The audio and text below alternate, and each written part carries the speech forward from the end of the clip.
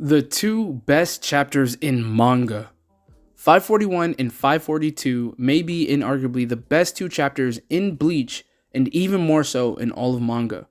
That may seem an extreme claim, but Kubo, with just a few words and a plot twist that was in your face the whole time, recontextualized his entire series. Whenever someone tries to state that Tite Kubo is a terrible writer, this is my go-to counter argument. There are more you could cite, but I think these chapters were Kubo's style and skill wrapped into one.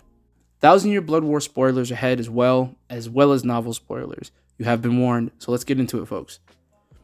The two major points of The Blade Is Me has to do with the Zangetsu twist and Zanpakuto in general.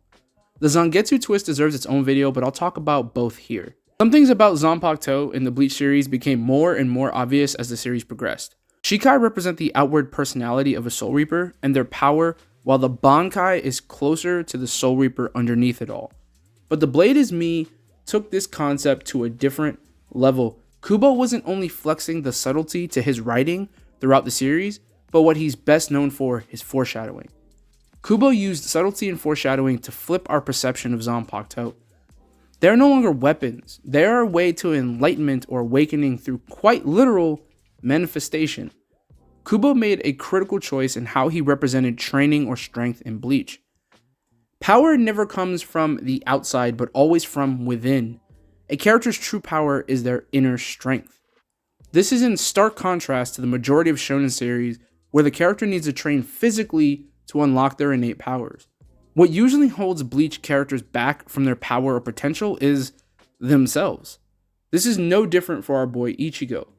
But this is how good Kubo is.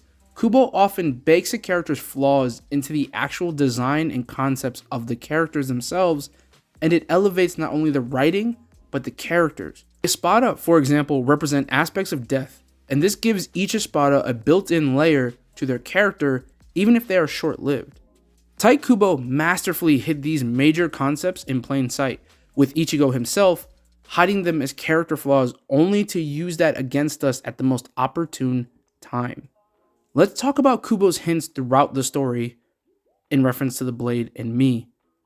So one major thing I was always suspicious of was the explanation Yoruichi gave of how Zanpakuto worked.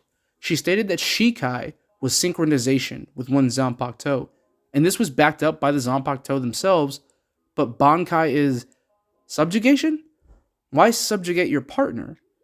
This felt funky to me, but I never thought it would turn into anything. We see from the reveal by Oetsu that Soul Reapers misunderstand this relationship.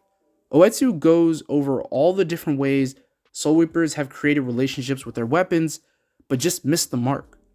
Then this is further called into question by examining events earlier in the story, like when White challenges Ichigo's notion of his partnership with Zangetsu. Are you friends simply because you know each other's name?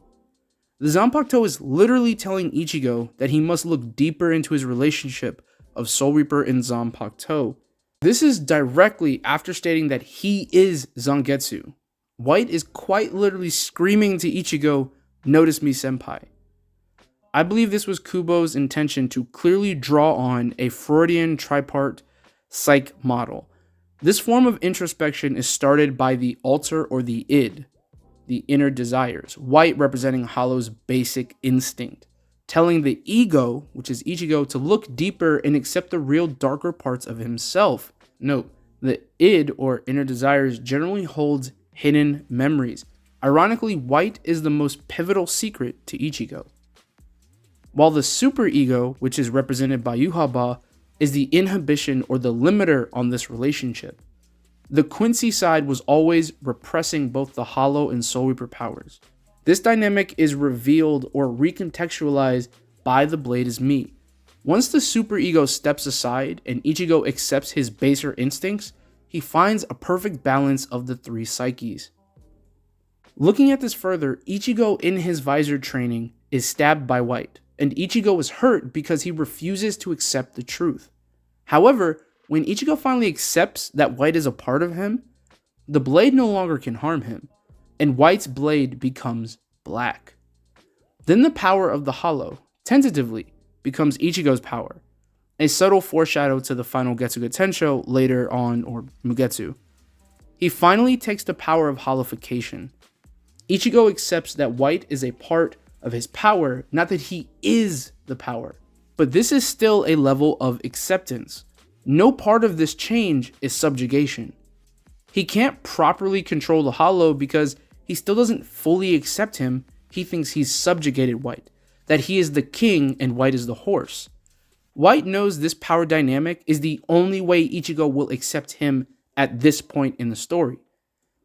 White plays the antagonist because that's how Ichigo sees that part of himself. If White is Ichigo, as Oetsu states, it makes sense that White manifests with a more antagonistic personality because that's how Ichigo sees that part of himself. This is not unlike another Soul Reaper we know in Shuhei Hisagi. Shuhei hates the reaping part of his job. Ichigo in the Arrancar arc only is capable of properly using this power either when he fully concedes to his instinct or once he accepts White is truly himself and not something to be used. This is doubled down on when you realize White is the Zanpakuto. It's not meant to be subjugated, it's meant to be accepted just like a real Zanpakuto. Fuse Zangetsu was the only way Ichigo would accept the power at the time because he doesn't know the truth of his past or birth. So displaying to Ichigo that they are truly one before his eyes was the most direct way to slap it into him. Another reason I believe The Blade Is Me is transcendent writing from Kubo isn't just how it affects our MC Ichigo Kurosaki, but how that one revelation recontextualized every single Soul Reaper with the Zanpakuto in the series. Their relationship, or lack thereof, with the Zanpakuto is telling in and of itself. These not only recolor relationships, but even digs up deeper questions about other characters. For example, what does Yoruichi, quote-unquote, abandoning her Zanpakuto say about her?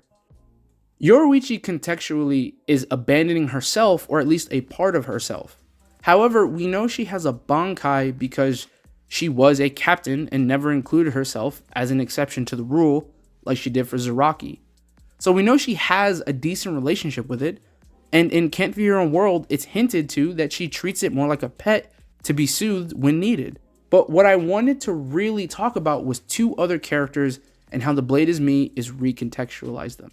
Sosuke Aizen's Kanzo Saimin makes reality what he wants it to be because perception of reality and his probably once admiration for the Soul King is what made him what he is. Therefore, his Zanpakuto manifests as an ability that allows him to control perception, and when he needs to shatter that perception, it is his release command's namesake. It is probably a reminder to himself, but also to his opponents, that the world is never exactly as we may want to perceive it. The Shikai manifests as the outward personality. The Bankai manifests as the true person underneath. So it makes sense that Aizen's Shikai is what it is, and why we have never seen a Bankai from Aizen.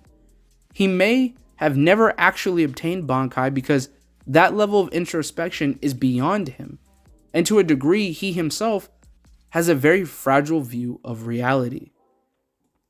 Shuhei Hisagi. I mentioned Shuhei Hisagi earlier, and for the longest it was crazy to think a Zanpakuto and its wielder were absolute opposites. But looking at who Hisagi is on the inside, it makes sense that his Zanpakuto lives in this duality. Shuhei always tries to exude confidence and cold callousness on the outside, but he's fearful and merciful on the inside. However, he struggles to hide his fear, so his Zanpakuto manifests with these sides that represent the brutal nature of being a Soul Reaper, and it's the first thing you notice about Hisagi and his Zanpakuto, that he is a Soul Reaper. However, the chain is the true Zanpakuto. The chain symbolizing life, especially in the Bleachverse. The Blade Is Me is almost the roadmap to completely understanding the entire series. I hope you enjoyed the video. Please, if you want me to do more examinations like this, let me know. Put your thoughts down in the comment section. Like and subscribe. Please come check out the Discord. I really appreciate it. We have lots of fun. We play games, do quizzes. I even invite people on my live streams. I've even invited people to do videos. So please come join us. Y'all have a good day. Bye.